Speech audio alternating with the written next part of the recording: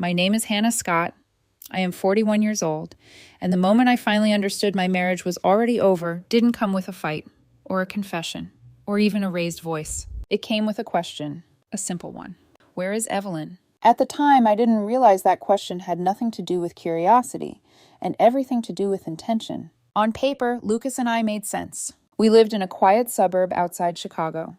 A clean house, neutral tones, the kind of place people compliment when they don't know you well enough to say anything real. Everything looked balanced, structured, controlled. That word comes up a lot when people describe me. Controlled. I work in operations and strategy for a manufacturing company. My days are built around systems, processes that work, problems that can be solved, outcomes that can be measured. I like clarity.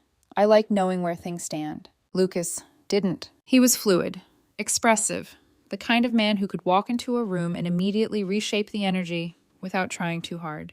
He used to call it adaptability. I used to admire it. Looking back, I think it was something else entirely. We were together for 11 years, married for 8, no kids, by design, at least on my end. I wanted stability before expansion. Lucas said he agreed. In reality, he liked the idea of freedom more than the responsibility of building anything permanent. Early in our marriage, he stopped working full-time. We called it a joint decision. In practice, it became a quiet default. He told people he supported me by managing the household. What that mostly meant was curated routines, Pilates classes, online orders arriving daily, complaints about how I was never present, even when I was sitting 10 feet away answering emails that paid for everything around us. Lucas had a sharp tongue. He corrected waiters, talked down to contractors, referred to my employees as your people in a way that always felt off. If I pushed back, he smiled and called me sensitive. That was his favorite word, sensitive. It meant I had noticed something he didn't want to explain. The shift started last year, subtle at first. He began asking more questions about my work. Not surface-level curiosity, but specifics, reporting structures, decision authority, who handled what, who influenced outcomes. At first, I thought he was bored. I was wrong. The first time it felt different was a Wednesday in late spring. I had skipped lunch after a vendor call ran long. Around 2, my assistant told me Lucas was in the lobby. That alone was unusual. Lucas didn't wait. He didn't sit quietly like a normal visitor. He treated reception areas like stages. When I walked out, he was leaning casually against the counter, smiling at my receptionist like they were friends, dressed like he had somewhere better to be. Not like someone dropping by an office in an industrial park. He kissed my cheek, then immediately asked, "Where's Evelyn?" No small talk, no explanation. Just that.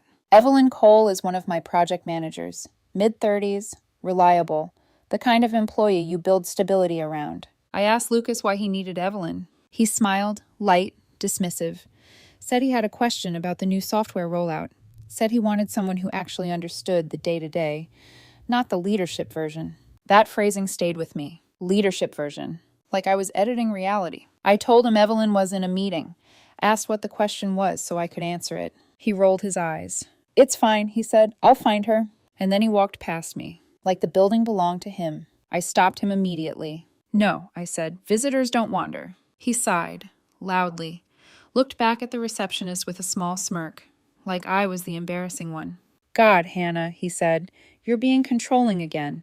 There it was, that word, controlling, the one he used any time I enforced a boundary. I brought him back to my office, answered his questions, watched him lose interest the moment he realized I wasn't going to let him roam freely. He left shortly after, in a mood. That night, driving home, I kept replaying the interaction. Not because it was a fight. Because it wasn't. It was something quieter, more precise. Like watching the first movement of a machine you didn't know existed. 2 weeks later, he came back. Different excuse. Same question. "Is Evelyn here?" That was the moment something inside me shifted.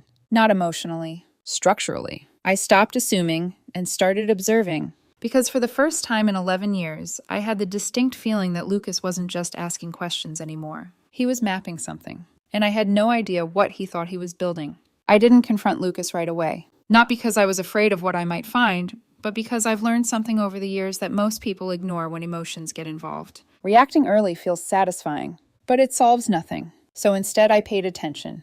The next morning at the office, I called Evelyn into my office. I kept my tone neutral, almost casual.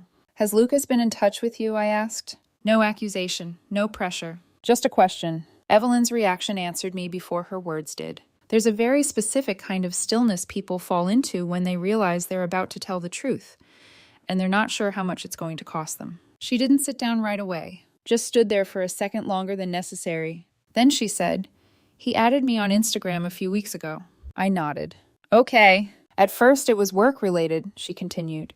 Questions about the rollout, clarifying stuff you'd already explained. That didn't surprise me. Lucas didn't ask questions to understand. He asked them to test boundaries. Evelyn hesitated, then added, then it changed. I didn't interrupt, didn't rush her.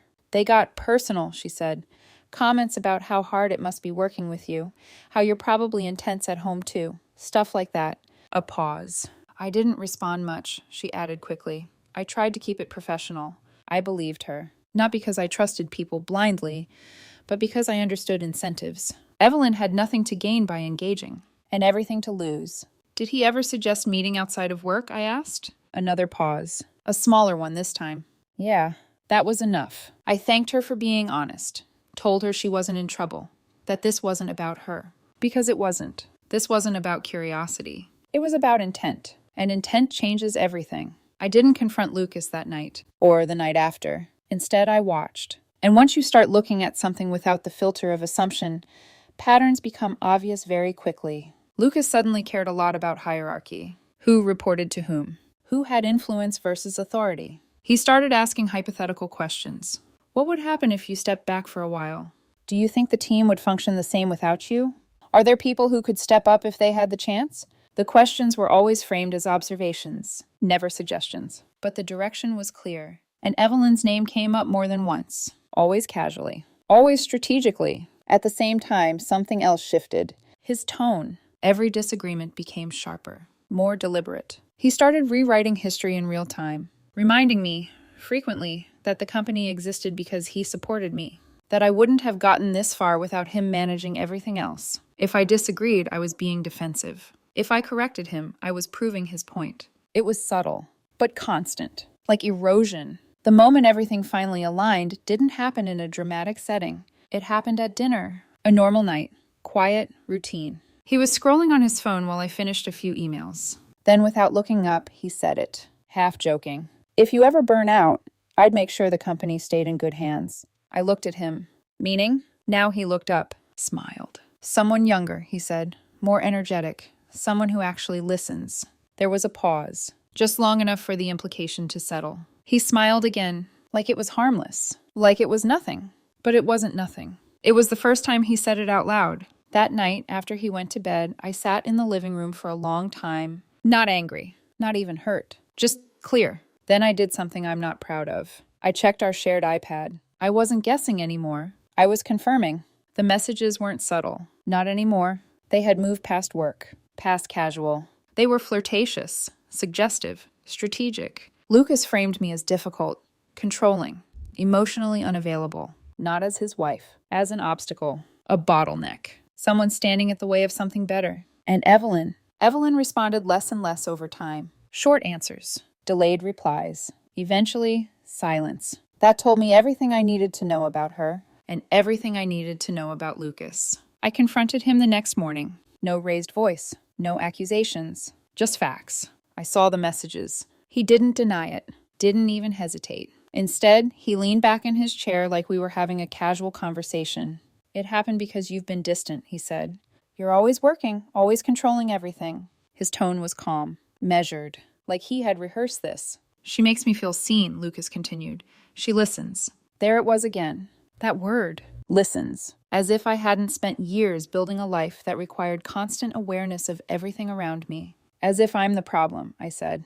"You are part of it," he replied. No emotion. Just certainty. "And if you were a better partner," he added, "I wouldn't have needed to look elsewhere." The blame landed exactly where he intended it to. Not messy, not explosive, clean, strategic. Then he said something that mattered more than anything else. "During the divorce," he said almost casually, "I'll make sure I get what I deserve."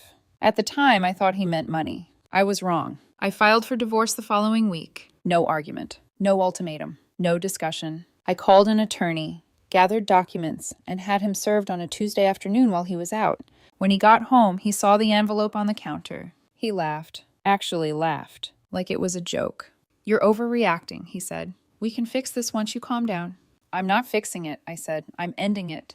That's when the laughter stopped, and something else took its place. Cold, precise. Within days, he had his own attorney, and just like that, the marriage disappeared, replaced by something else entirely. Language shifted. No more us. No more we. Just entitlement, sacrifice, contribution, what he believed he was owed. And then Evelyn resigned, not quietly. An email to leadership, thanking me for the opportunity, saying she was moving on to something more aligned with her values. That phrase told me everything. 2 weeks later, I understood the rest. 2 weeks later, my attorney called me in the middle of the afternoon. His tone was unusual, controlled but barely. Have you seen what they filed? He asked. I'm guessing I'm about to, I said. There was a pause on the line. Then he said, they're requesting that Evelyn be appointed interim CEO during the divorce proceedings. I didn't respond right away, not because I didn't understand the words, but because I understood them too well. On what grounds? I asked. They're arguing you're emotionally compromised, he said, distracted, that the company needs stable leadership while marital assets are being evaluated. Marital assets. There it was. The real play. They're also citing Lucas's involvement in the business, he added. Advisory influence, relationship with key personnel. I almost smiled, not because it was funny, but because it was predictable. Everything Lucas had been doing for the past few months suddenly made sense. The visits, the questions, the messaging. It wasn't random. It was positioning. He wasn't just having an affair. He was building a narrative, one where I was the problem and someone else was the solution. And if that someone else happened to be the person he was involved with, even better. They referenced the relationship, my attorney continued. Openly? Of course they did. Lucas never hid behind subtlety when he thought he was winning. The implication, he said carefully, is that the company's success isn't dependent on you specifically, that it could continue under alternative leadership. And if that argument held, it could be classified as a shared asset, divided, controlled, reassigned. Lucas thought he was being clever. He thought he had found leverage. What he didn't realize was that he had misunderstood the structure entirely. I leaned back in my chair. Have they requested ownership documents yet? I asked. Yes. And they're in discovery, he said. They'll get them soon. I nodded slowly. Okay, I said. Let them. There was a pause. Then finally, he laughed. A short, contained sound. All right, he said. I'll let this play out. The first hearing was uneventful on the surface. Arguments were presented. Positions established. Lucas sat across the room, composed, confident. He didn't look at me. Didn't need to. He thought he already knew how this would end. Evelyn wasn't there. But her name came up often. Too often. Framed as capable. Reliable. A stabilizing presence. I listened. Didn't interrupt. Didn't react. Because the truth doesn't require performance. It just requires timing. The shift happened during discovery. Quietly. On paper. Lucas's attorney requested full documentation of ownership. Standard procedure. Routine. They expected confirmation. Validation. What they got was something else entirely. I will never forget the call. My attorney again. This time not even trying to hide it. They didn't know, he said. I assume they didn't, I replied. They really didn't know, he repeated. What was the reaction, I asked. A pause. Then confusion first. Then panic. That sounded about right. Because the company was never legally mine. Not in the way Lucas believed. Not in the way his entire strategy depended on. The business had been in my mother's name for years. Long before the marriage. Long before I became CEO. It wasn't a last-minute move. It wasn't a trick. It was structure. Boring. Legal. Documented. When my father passed, my mother inherited his share. When I bought out the remaining partners later, we kept everything exactly where it was. Ownership stayed with her. Under a family trust. I ran the company. I made decisions. I signed checks. But legally, I was an executive. Well compensated. But not the owner. Lucas never asked. He assumed. An assumption is a dangerous foundation to build strategy on. The next hearing was different. Subtly. But noticeably. Lucas looked off. Still composed. But the confidence wasn't clean anymore. There was hesitation. His attorney spoke less. Adjusted language. Softened claims. And then, within 24 hours, the motion was withdrawn. Just like that. No argument. No defense. Gone. Evelyn stopped responding to Lucas shortly after. Apparently, replacing your partner only works when your partner actually has power. Lucas didn't take it well. That was the first time he actually looked at me during a hearing. Really looked. Not with anger, not even with resentment, with something closer to disbelief. Like I had changed the rules without telling him. Afterward, in the hallway, he finally spoke. "You set me up," he said. Calm. Controlled. But tight. "I didn't set anything up," I replied. "You lied," he said. "I never lied," I said. "I just didn't correct you." That distinction mattered, even if he refused to accept it. "You humiliated me," he added. "No," I said. "You did that yourself." The divorce shifted immediately after that. What had started as a power grab turned into damage control. Lucas moved quickly through phases. Aggressive, then angry, then desperate. Each step faster than the last. Because once the company was off the table, there was nothing left to leverage. Just a standard divorce, and a very clear record of what he had tried to do. Judges don't like theatrics. They like facts. And the facts were simple. No ownership. No claim. No ambiguity. Meanwhile, I filed for exclusive use of the house. The argument was straightforward. He wasn't working. He had no financial stake in the business. And he had introduced an employee into our personal life in a way that created ongoing instability. I needed consistency. The judge agreed. Faster than I expected. Lucas was given 30 days to move out. He acted surprised. Like consequences were something that happened to other people. He told friends I threw him out. Told his family I blindsided him. In reality, he packed slowly, loudly, every cabinet closing harder than necessary, every movement designed to be heard. On the day he left, he stood in the doorway, looked back at me. "You're going to regret this," he said. I didn't respond, because regret requires doubt. And by that point, I didn't have any left. The house was quiet that night. Not empty, not lonely, just quiet. The kind of quiet you don't notice until it's been missing for a long time. For the first few days, I kept expecting something to interrupt it. A message, a call, an argument that hadn't fully ended. But nothing came, at least not directly. Lucas didn't reach out to me, not at first. He shifted his attention outward, to anyone who would listen. Mutual friends, social events, spaces he had never cared about before. Suddenly, he was everywhere, talking, explaining, reframing. According to him, I had manipulated him for years, hidden assets, used my mother as a shield, built a system designed to exclude him. The story changed slightly every time. Different details, different emphasis. That's usually how you can tell someone is unraveling. Consistency requires clarity. And clarity was the one thing he didn't have anymore. At work, things stabilized faster than I expected. Evelyn never tried to come back. HR informed me she had taken a position at a smaller firm in another state. I didn't interfere, didn't comment, didn't even ask questions, because there was nothing left to understand. The board backed me without hesitation, not out of loyalty, out of relief. The situation had resolved itself without damaging the structure,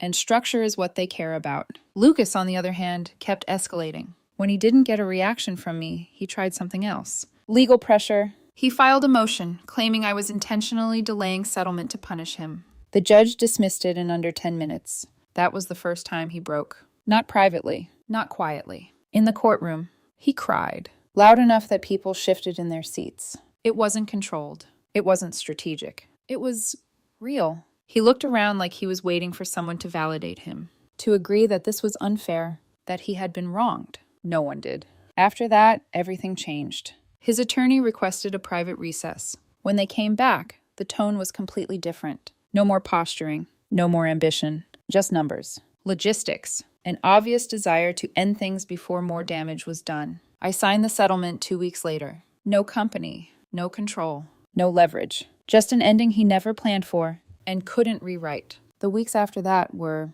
quiet. But this time, the quiet felt earned. Lucas tried to break it a few times. Not directly. He sent messages through mutual acquaintances, framed as concern, asking if I was okay, saying he hoped there were no hard feelings. The same person who tried to remove me from my own company now wanted a softer version of the ending, something he could live with. I didn't respond. The house changed slowly. Not all at once. I repainted the walls he insisted stay neutral, replaced furniture chosen for appearance with things that were actually comfortable. The dog relaxed, in ways I hadn't realized were missing. Even my mornings felt different, lighter, less tension, less anticipation of interruption. At work, the noise faded. Rumors disappear quickly when there's nothing left to sustain them. No scandal, no collapse, just a failed attempt, handled quietly, decisively. I heard one update about Evelyn. I didn't ask for it. Apparently, her new job didn't last, Without structure, she struggled. She wasn't a leader. She was someone who had mistaken proximity to power for capability. When that disappeared, so did her confidence. Lucas, according to someone who probably shouldn't have told me, was furious about that. Said he had wasted her time. Promised things he couldn't deliver. It was strange hearing him describe Evelyn in the same way he used to describe me. I changed my number after that. Not out of fear, out of finality. Because the divorce doesn't really end when the paperwork is signed. It ends when access is removed. When the other person no longer has a place to direct their frustration. About 3 months later, he found another way. An email. New address. Neutral subject line. Something about logistics. I almost didn't open it, but I did. It was long, carefully written. He said he had been reflecting. That the divorce had been a wake-up call. That he had been influenced by the wrong people. He didn't say Evelyn's name. He didn't need to. He asked if we could meet. For coffee. To talk like adults. To get closure. I showed the email to my attorney. He smiled. Said there was nothing legally requiring me to respond. No benefit. No reason. I thought about it for a day. Not because I missed him. Because I wanted to know if he understood. If there was any real accountability behind the words. Then I realized something simple. Closure wasn't for me. It was for him. He wanted to walk away from this with something softer. Something that made it feel mutual. Balanced. Less like consequences. And more like resolution. I didn't respond. He sent one more email a week later. Shorter. Sharper. Asking if I was really going to ignore him after everything we shared. That answered the question for me. I blocked the address. And moved on. A year later, my life is quieter. In the best way. The company is doing well. Not explosive growth. Sustainable growth. The kind that lets people sleep at night. I promoted 2 internal leaders who had earned it long before everything fell apart. Morale recovered. Because people realized something important.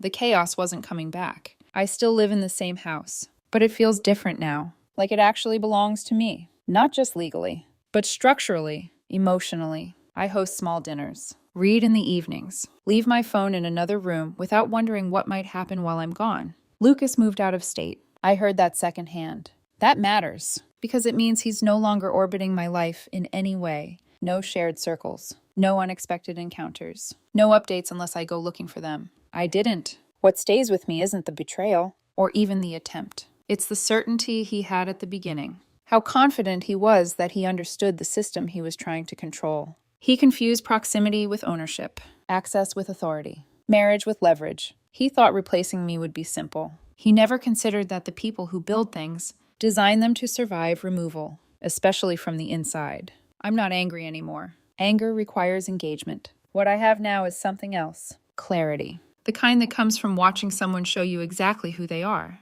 When they believe they're winning, if there's anything to take from this, it's not dramatic. It's not even satisfying. It's simple. Ask questions. Understand your structures. And pay attention when someone treats what you built like something they deserve instead of something they respect. Because when that line disappears, everything else usually follows.